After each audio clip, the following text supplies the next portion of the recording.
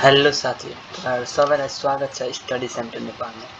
आज हामी यस भिडियोमा टाइप्स अफ कम्प्युटर यो कम्प्युटर ट्रेनिङ कोर्सको लेसन 3 टाइप्स अफ कम्प्युटर भन्ने बुझ्नेछौँ। सो कम्प्युटर कति टाइप्सको हुन्छ त कम्प्युटरको त धेरै टाइप्स हुन्छ। अब त्यो के हो भन्ने बुझ्नेछौँ आज हामी यो भिडियोमा। सो सुरु गरौँ। आज हामी के पढ्नेछौँ यो भिडियोमा। हामी पढ्नेछौँ डेस्कटप भनेको के हो, ल्यापटप के हो, ट्याब्लेट के हो, स्मार्टफोन के हो, main frame computer, super computer कसलाई भन्छ योहरू हामी पढ्नेछौँ। सो स्टार्ट गरौँ। सबभन्दा पहिला डेस्कटप भनेको के हो, डेस्कटप भर्सेस ल्यापटप। अब हेर्नु, both are personal computer but their design and use are different. दुवै भनेको एउटा पर्सनल कम्प्युटर नै हो। पर्सनल कम्प्युटर भनेको सामान्य युजको लागि प्रयोग हुने नर्मली सबै कुराको लागि प्रयोग हुने जेनरल पर्पज नर्मल कुराहरू जस्तै कि स्कुलमा प्रयोग गर्न सक्ने, अफिसमा प्रयोग गर्न सक्ने, होम योहरूको लागि के हुन्छ यो पर्सनल कम्प्युटर जुन कि एकजनाले चलाउन सक्छ। अब हेर्नु डेस्कटप भनेको के हो, desktop computer design to remain in a fix location. हेर्नु डेस्कटप भनेको यस्तो कम्प्युटर हो जसलाई एउटा फिक्स ठाउँमा राखेर चलाउनलाई बनाएको हो। जस्तै कि स्कुलको ल्याबमा, अब त्यो फिक्स ल्याबमा एक ठाउँ मात्रै बस्छ नि, अब त्यसलाई हामी यस्तो घर ल्याउन सक्दिनँ। कहिले घर लग्ने, कहीँ क्लासमा लग्दिनँ, कहिले ल्याबमा राख्ने, कहिले अफिसमा राख्ने, यस्तो त हुँदैन। अब ल्याबको कम्प्युटर चाहिँ त अब ल्याबमै बस्छ नि त्यो।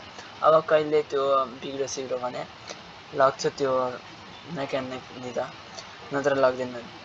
अनि यहाँ हेर्नु यो डेस्कटप कम्प्युटर के को लागि युज हुन्छ भने फिक्स वर्क प्लेस, यस्तो काम जुनमा हामीलाई यताउता जानु छैन, एक ठाउँ बसेर गर्नु छ सधैँ। जस्तो कि मेरो रुममा छ कम्प्युटर, मलाई रुममै आएर काम गर्नु सधैँ भने त्यो डेस्कटप कम्प्युटर बेस्ट हुन्छ।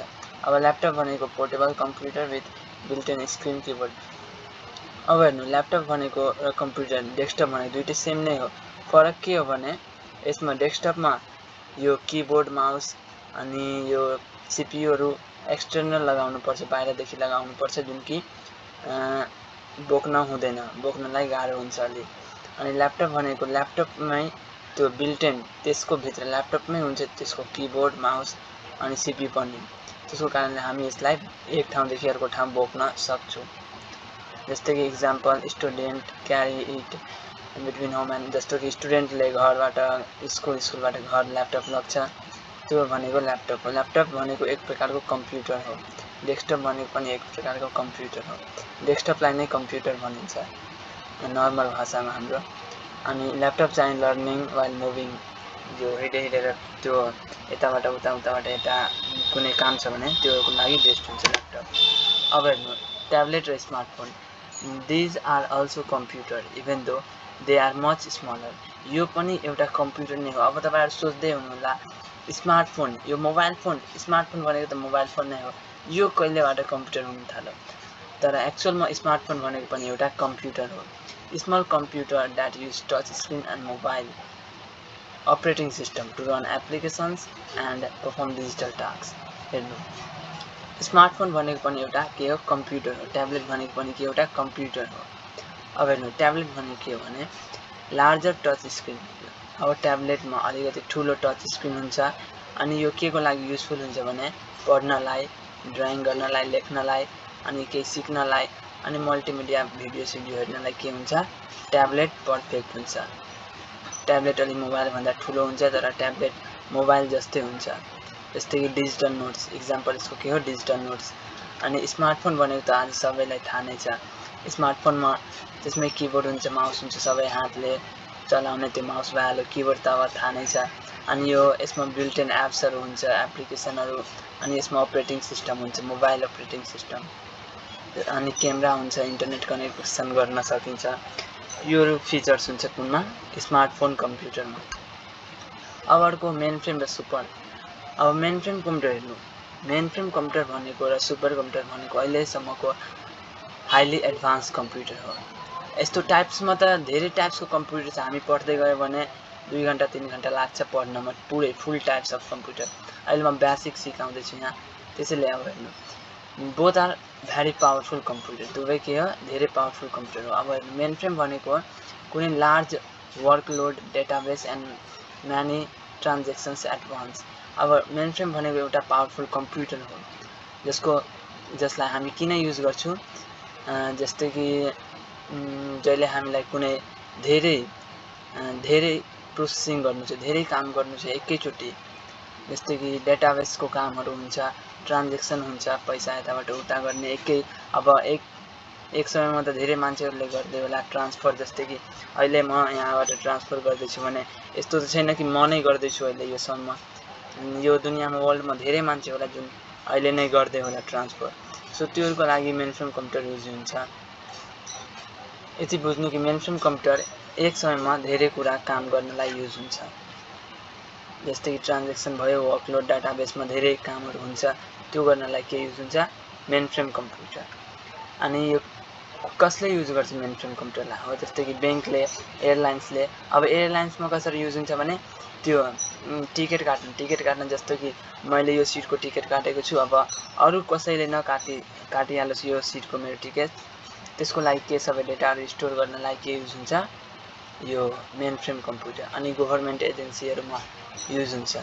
जस्तै कि इक्जाम्पल यसको के हो भने processing huge number of bank transaction, जस्तै कि भनिसकेको नै ब्याङ्क ट्रान्जेक्सन, एकदमै ठुलो ब्याङ्क ट्रान्जेक्सन के गर्नलाई, प्रोसेसिङ गर्नलाई मेन फ्रेम कम्प्युटर युज हुन्छ। अरू धेरै युजहरू छ यसको, बुझ्नुभयो।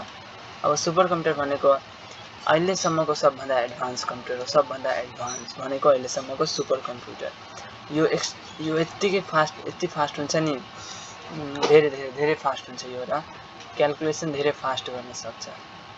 र यो किन युज हुन्छ भने वेदर फरकास्टिङहरू, जो भोलि प्रिडिक्सनहरू हुन्छ नि, वेदर भोलि पानी पर्छ कि पर्दैन, योहरूलाई यो कुन कम्प्युटर युज हुन्छ, सुपर कम्प्युटर। अनि साइन्टिफिक एन्ड इन्जिनियरिङ रिसर्च गर्नलाई, यो स्पेसहरूमा रिसर्च हुन्छ जुन यही सुपर कम्प्युटरकै कारणले हुन्छ, यसकै हेल्पले यो रिसर्चहरू हुन्छ। अनि इन्जिनियरिङ रिसर्चहरू पनि, अनि साइन्टिफिक सिमुलेसन्सहरू हुन्छ, सानो सानो एटमिक त्यो एटम लेभलको त्यो रिसर्चहरू हुन्छ, सबै सुपर कम्प्युटरबाट हुन्छ। जस्तै कि इक्जाम्पल यसको के भने लार्ज साइन्टिफिक सिमुलेसन, कुनै ठुलो वैज्ञानिक काम गर्दा, लार्ज साइन्टिफिक सिमुलेसन्स गर्दा यसको युज हुन्छ। अनि अब which computer should be use, हामीले अब कुन कम्प्युटर युज गर्ने त, the best task depend on task not simply on. अब हेर्नु हामी कुन कम्प्युटर युज गर्ने। अब मेन फ्रेम कम्प्युटर धेरै पावरफुल हो, अब मेन फ्रेम कम्प्युटर नै लिने, नत्र सुपर कम्प्युटर धेरै पावरफुल छ, धेरै फास्ट छ, अब सुपर कम्प्युटर नै ल्याइहाल्ने उठाएर त यस्तो हुँदैन।